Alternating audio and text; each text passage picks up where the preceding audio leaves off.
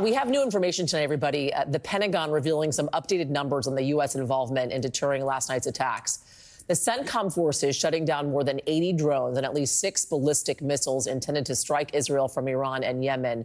Want to bring in Admiral James Stavridis, former Supreme Allied Commander of NATO and now NBC News Chief International Analyst, to talk more about this. Admiral, as always, it's a pleasure. Been wanting to talk to you for the last 24 to 48, to say the least. What is your assessment on how Israel will likely respond, considering it seems as if they've taken a pause, and as Josh just laid out for us, they've allowed citizens in Israel to resume some of those activities that they had halted for a bit?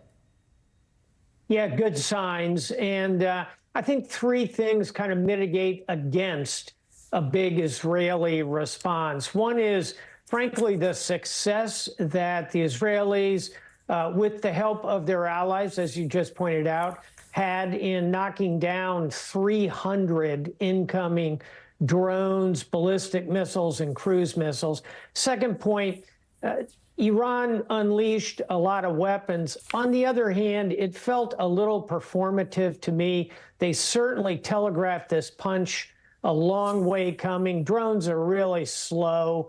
The Iranians led with drones, so the Israelis were ready to go and beat them back. And thirdly, the international pressure, again, as you and Josh just reported, literally across the spectrum internationally, a lot of pressure on Israel. So I think that's going to hopefully slow down the Israeli response. To the very good question of what will it look like, I don't think it's going to be a massive Israeli response. I don't think we're going to see Israeli jets flying across the skies of Tehran. Look for cyber, look for something going against Iranian maritime assets. I think a very measured and calibrated response, Yasmin. So what I'm hearing you say, though, Admiral, I think is interesting, which is the reason to which Iran kind of gave a heads up that these drones were headed in the direction of Israel, in a way to kind of give Israel a moment to prepare for what was coming. And actually, similarly, it happened back after the killing of Qasem Soleimani, the top general of the IRGC. The same heads up was given when they were about to launch on a U.S. base in Iraq. Do you expect the same from Israel on this retaliation? No, I don't. And for the simple reason that the Iranians really don't want a wider war, because if this thing really widened, they would get militarily pummeled by the Israelis, and if the United States got dragged into it, in particular by the United States.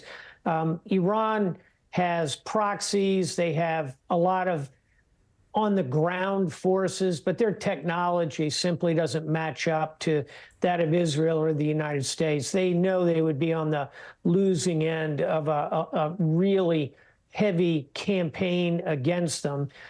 So from the Israeli perspective, I think the smart move would be to have a calibrated response at this point, if at all, and as President Biden counseled them, and I think it was good counsel, take the win. I got to play for you real quick, Admiral, what John Bolton thinks the United States should be doing right now. So I think Israel has a wide range of potential targets. You start by flattening Iran's air defense capabilities.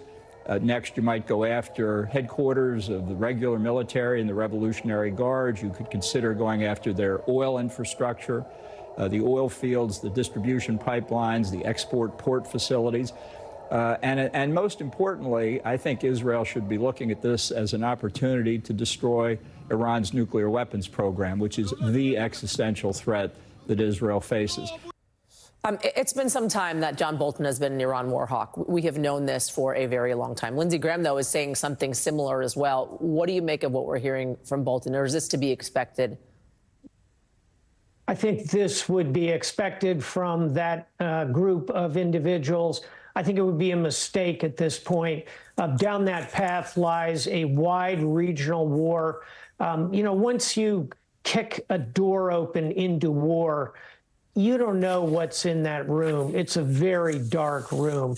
And I think it would be a mistake on the part of the Israelis to go back high and hard, because the consequences of that would follow are difficult to predict.